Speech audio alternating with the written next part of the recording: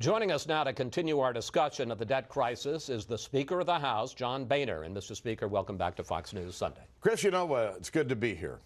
Think about this remarkable conversation we're having. A year ago, we just passed the health care bill. We had a stimulus bill that was passed the year before. It was all about how much more spending Washington could do. And here we are in the 6 months after a new Republican majority, and all the discussion is about how many trillions of dollars we're going to cut. This really is a pretty remarkable change here in Washington, D.C. All right. Having said that, you had a meeting, a conference call with the Republican leaders yesterday in which you said you want to be able to announce a plan, the framework of a plan today before the markets in Asia open. Are you going to announce that plan? I'm going to continue to work with my congressional colleagues in both parties and my House Republican conference to try to develop a framework within the cut, cap, and balance effort that the House passed this past week. I do believe that such a framework could come together, but it is not in place as we sit here. Will you announce a Republican plan, or will you only announce a plan if you have buy-in from the Democratic leaders on Capitol Hill? I think the preferable path would be a bipartisan plan that involves all of the leaders, but it's too early to decide whether that's possible. Well, you just heard the reaction from Treasury Secretary Geithner. He was speaking for the White House. He was also speaking from congressional Democrats. He says this idea, which I know that you and the Senate Republicans are working on, of a two-stage process where there would be $1 trillion plus in cuts, debt limit increase till early next year, and then a commission to find more cuts, and also, if it's approved, raise the debt limit further, is unacceptable. Well, there is going to be a two-stage process. It's not physically possible to do all of this in one step. Having said that, Chris, I know the president's worried about his next election. But my God, shouldn't we be worried about the country? We've got a budget deficit of $1.5 trillion. We're borrowing 42 cents on every dollar we spend. We have a $14.5 trillion national debt.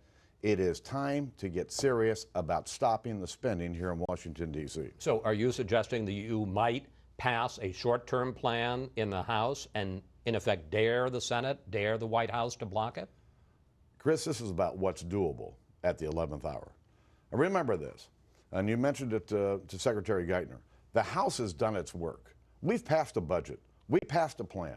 We passed. I know, but they've been defeated. And balance. They've been defeated, and not one time in this whole process have Senate Democrats or the White House passed a budget, put a budget out there, or even put a plan out there.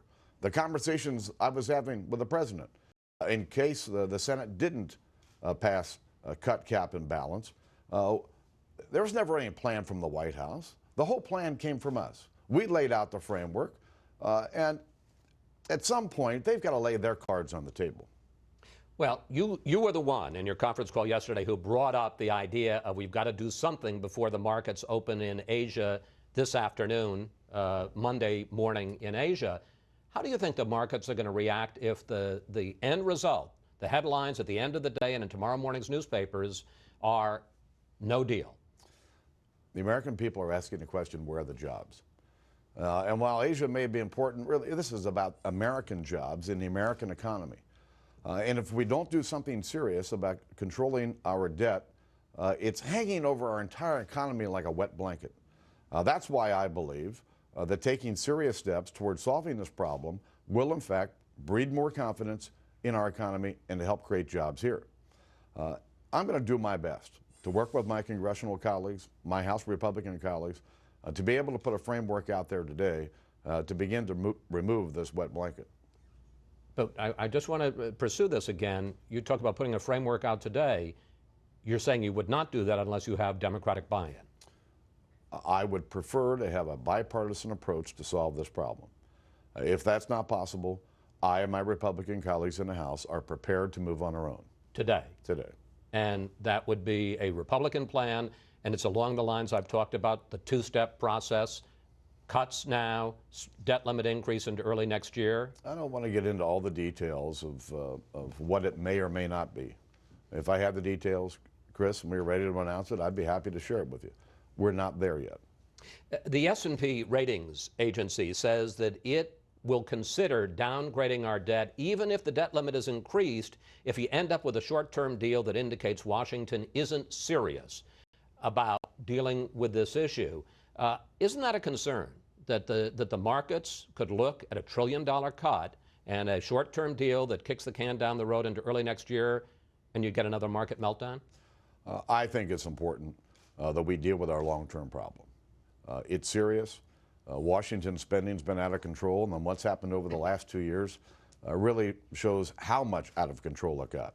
$1 trillion stimulus plan, a health care plan that we can't afford, all of this extra spending that has not worked, and the spending binge has to stop.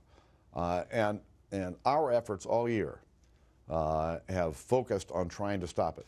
And as I look at trying to put together a plan with my colleagues, I'm going to work within the framework of cut, cap, and balance, because those are the three things that have to happen if we're going to instill confidence in our economy. But when you say cut, cap, and balance, the Senate resoundingly tabled the idea of a balanced budget amendment. You're certainly not going to insist on that again, whether it's a good plan or not. I continue to believe that a balanced budget amendment is the greatest enforcement mechanism to bring Washington spending under control. But you're not going to make that a condition. I'm going to continue to develop a framework within the principles of cut, cap, and balance. I want to go over one part of the grand bargain you were negotiating with the President and the White House, and I went over this with Secretary Geithner. You said in your Friday news conference, you agreed to $800 billion in new revenue last weekend in a meeting with Secretary Geithner, and that the President moved the goalposts.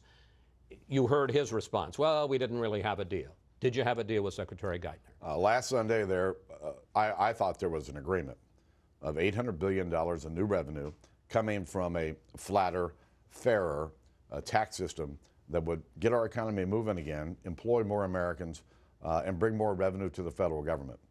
And I believe that we could get there. On Tuesday, the President said they needed more revenue. Mr. Cantor and I told the President, no. Wednesday, they said they needed more revenue. We said no. Thursday, need more revenue. We said no. On Friday afternoon, when the President called me and demanded $400 billion in more revenue, there's no way you can get that out of tax reform other than raising taxes on the American people. It was time for me to step back and to begin to figure out what's the path forward. Because it wasn't just the additional revenues the President wanted, their willingness to make fundamental entitlement reform, real cuts in spending, they continued to resist at every turn. And that's when I finally decided it was time to say no. It was time to reach out to my fellow congressional leaders and my House Republican colleagues and to develop a congressional plan to deal with this problem.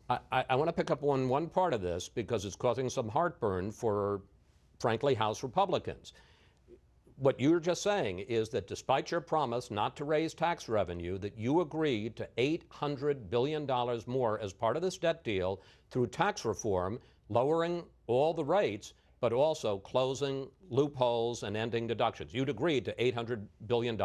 Yes, because I thought we could get new revenues out of a growing economy that had more Americans working, more Americans paying taxes, and the fact that a fairer, flatter tax code means that we would have had a more efficient system of people understanding what their tax obligations were and our ability to collect what was due. Between the two, I believed that we could accomplish $800 billion without raising taxes.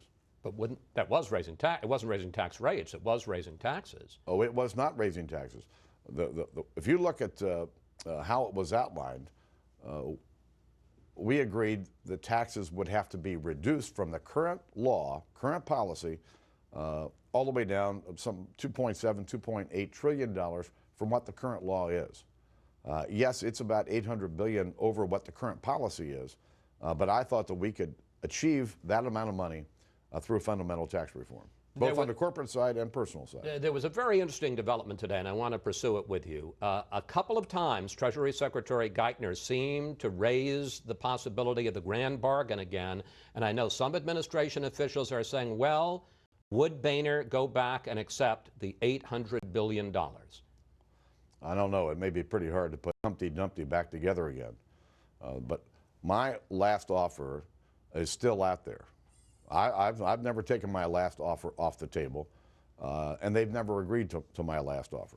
So your last offer, $800 billion in new revenue and entitlement cuts, spending cuts, that's still on the table? Still on the table. They know what my last offer was. But again, I think a better path forward at this moment would be to work with my bipartisan congressional leaders and my Republican colleagues in the House to put together a process that's doable. There is considerable criticism among House Republicans, and I'm sure some of them are going to shake their heads watching what you've just said, that you're too eager for this grand bargain. You're too eager to make a deal with Barack Obama. What I'm eager for is to do the right thing for the country. I didn't come here to be a congressman. I came here to do something on behalf of my country. I didn't want to be Speaker of the House because I needed a big fancy job.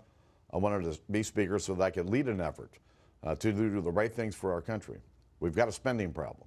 And I'm going to do everything I can to try to tackle this problem in as big a way as I can because it's the right thing for the country. Even if it causes heartburn in the House GOP caucus? This is about doing the right thing for our country. You now say that you and the president are from different planets. You have two entirely different views of the world. What made you ever think, what makes you seem to think even now, that you can make a deal with this president, with his views, on trillions of dollars in spending, entitlements, and taxes? Well, Chris, I was born with a glass half full. I'm the optimist. And it's about trying to find common ground. Yes, I understand the president feels that we need a bigger government and more spending here in Washington. I believe allowing the American people to keep more of that money is the best way to create jobs and grow our economy. But having said the fact that it's almost like we come from two different planets, my job on behalf of the country is to find as much common ground as we can to help move the country ahead. But Democrats are saying, and you heard this implied by Tim Geithner just before you, that you end up looking bad with voters because you walked out of the talks twice and you are willing to risk default because you want to cut Medicare and Medicaid to protect the tax cuts for the wealthy. Well, I'm not going to get involved in all that political sniping. I'm interested in a solution to the problem that we face. I don't want to see default.